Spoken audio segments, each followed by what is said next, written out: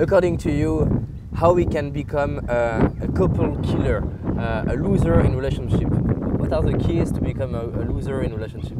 Oh my gosh, how you can ruin a relationship. Yeah, I would love to know that. Okay. I will do some trainings about that. The way a man becomes a loser in a relationship Yeah. is he becomes overly feminized. One of the symptoms of being overly feminized is talking about emotions and getting emotionally upset.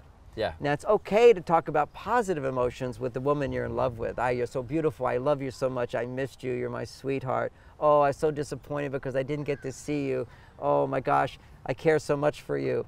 These are all feelings, emotions, but they're positive. Yeah. When women say they want feelings from men, they want positive feelings from men. That's what you want to do. Negative emotions is unmanly.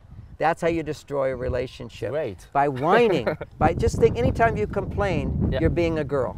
Okay. It's gonna, and what happens is a little bit here and there to your buddies. Go talk to your guys about this. This is what guys do. We can complain to each other. But if you complain to a woman, you become feminized. She goes, oh, poor baby. Oh, and then she gets mad at you for complaining about her.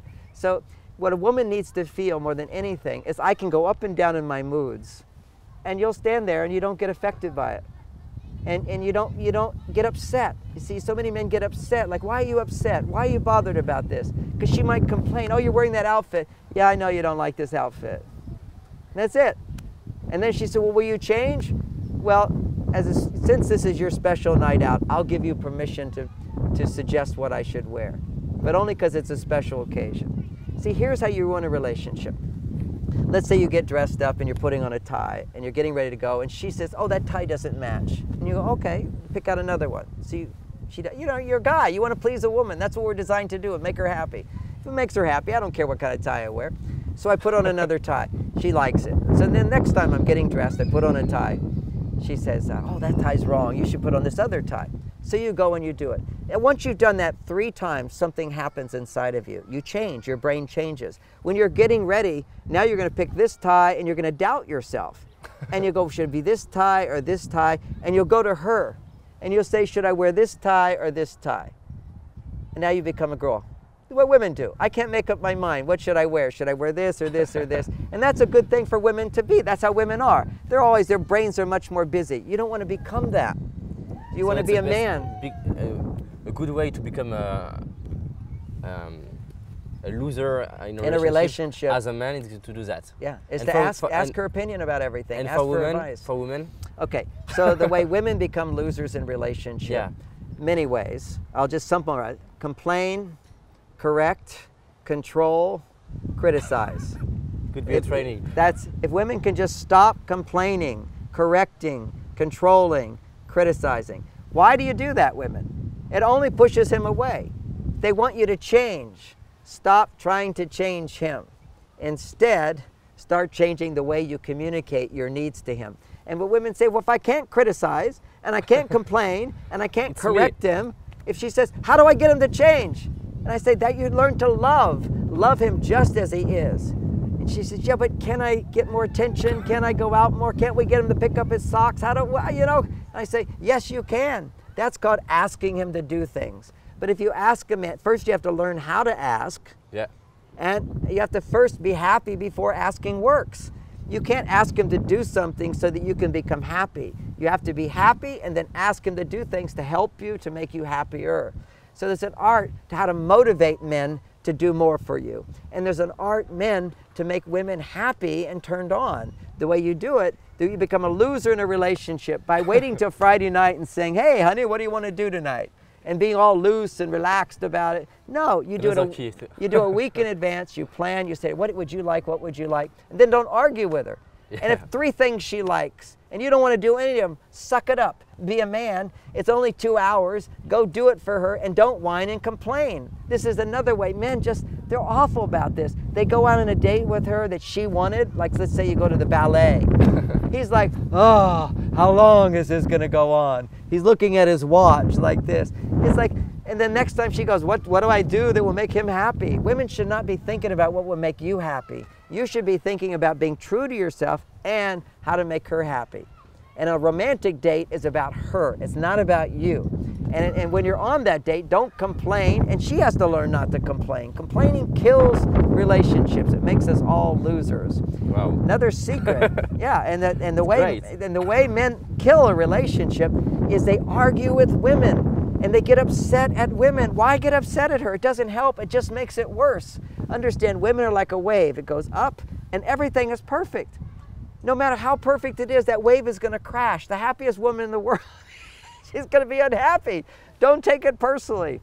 A little story to help men that changed my life. It was the guy by the name of Robert Bly a long time ago was teaching men's groups, teaching men how to be men.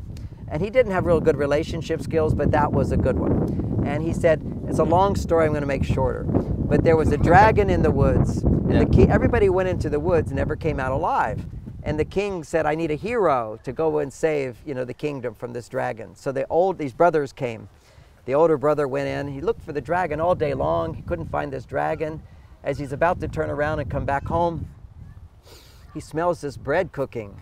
And he was hungry and tired in a sweet little cabin. And lights are on, and the bread is sitting there. So he goes in. It smells so good. He takes some of the bread. He eats it. He says, this tastes so good. And then a beautiful maiden appears.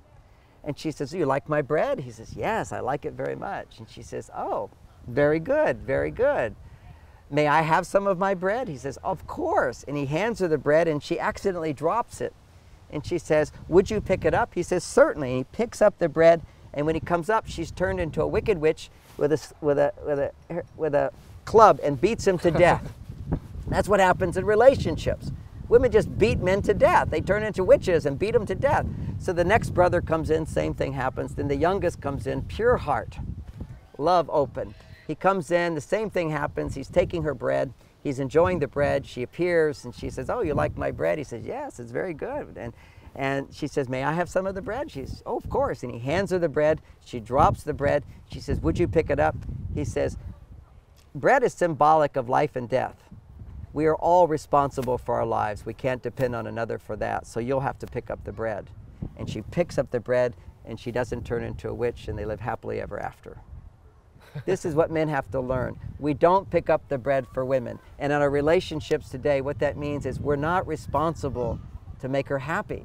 Because if we think we're responsible to make her happy, then every time she's unhappy, we feel blamed. Yeah. We feel like we failed. It's inevitable.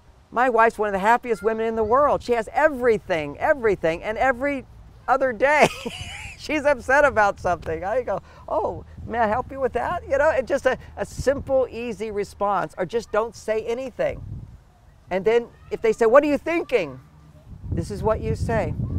I'm thinking, you do so many wonderful things for so many people. Let me give you a hug. See, that's the opposite. No man would ever think to say that. He'd be saying, don't do so much for everybody. Don't worry about this stuff. Who cares if we're late? And don't say those things. Great. We ruin it by trying, because see, when we say those things, it makes her feel bad for having those feelings instead of like it's part of life. And then a woman starts to feel safe that, oh my God, I don't have to be this perfect, smiling woman all the time. Then she can be authentic, passionate, alive. And you can be like an oak tree, which is capable of being present for her. And by connecting with her and loving her, increases the passion in you, but not becoming like a girl. Yeah, it's great.